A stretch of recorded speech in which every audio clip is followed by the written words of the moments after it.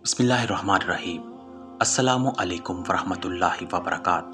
नाज़रीन, आप सबको हमारी इस नई वीडियो में खुश आमदीद। आज हम एक नहायत अहम और रूह परवर मौजू पर बात करेंगे। मौजू है 13 रबीउल अव्वल अतवार के दिन 7 सितंबर को होने वाला चांद ग्रहण और इस मौका पर दुआ व वजीफ़ा बराए हाजत। ये वीडियो आपको ये समझने में मदद देगी कि इस्लाम में चांद ग्रहण की क्या हकीकत है और इस मौका पर हमें क्या करना चाहिए और वो कौन सा वजीफ़ा है जो आपकी हाजात को पूरा करने का वसीला बन सकता है। सबसे पहले ये जान लें कि इस्लाम में चांद या सूरज ग्रहण को किसी नहूसत या बदशगुनी से जोड़ना गलत है। हमारे माशरे में बाज़ लोग समझते हैं कि ये किसी बड़े हादसे, मौत या आफत की अलामत हैं, लेकिन रसूलुल्लाह सल्लल्लाहु अलैहि वसल्लम ने इस बात की वजाहत फरमाई कि चाँद और सूरज अल्लाह की बड़ी निशानियां हैं। ये ना किसी की मौत की वजह से ग्रहण में आते हैं और ना ही किसी के पैदा होने की वजह से। यह सब कुछ सिर्फ और सिर्फ अल्लाह ताला की कुदरत का मज़हर है। सही बुखारी और सही मुस्लिम की रिवायत के मुताबिक एक बार नबी अकरम सल्लल्लाहु अलैहि वसल्लम के ज़माने में सूरज ग्रहण लगा।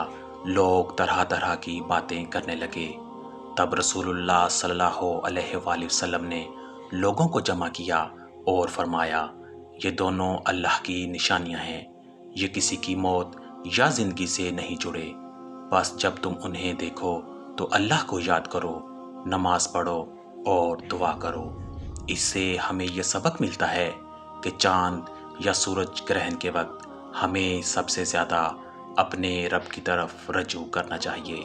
इस्लामी तालीमात के मुताबिक जब भी चांद ग्रहण या सूरज ग्रहण हो तो मुसलमानों को वज़ू करके 2 रकत नफल नमाज अदा करनी चाहिए, जिसे नमाज खसूफ कहा जाता है। कुरान मजीद की तिलावत करें ताकि दिल को सुकून मिले। कसरत से इस्तग़फ़ार करें और अपने गुनाहों की माफ़ी मांगें। सदका व खैरात करें ताकि मुश्किलात आसान हों और सबसे बढ़कर दुआ करें, क्योंकि ये वक्त दुआ की कबूलियत का लम्हा होता है। अब आते हैं इस ख़ास वजीफ़े की तरफ, जिसे आप 13 रबीउल अव्वल के दिन चांद ग्रहण के मौका पर कर सकते हैं। यह वजीफ़ा नहायत आसान और मुजर्रब है। सबसे पहले अच्छी तरह वज़ू करें, 2 रकत नफल नमाज अदा करें।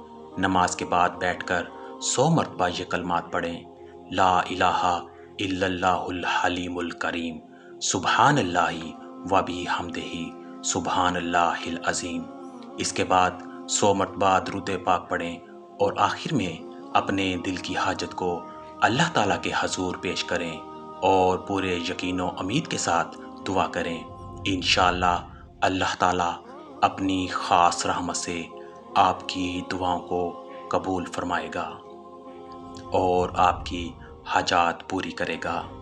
नाज़रीन, चांद ग्रहण हमें यह सबक देता है कि कायनात की हर शय अल्लाह के हुक्म के ताबे है।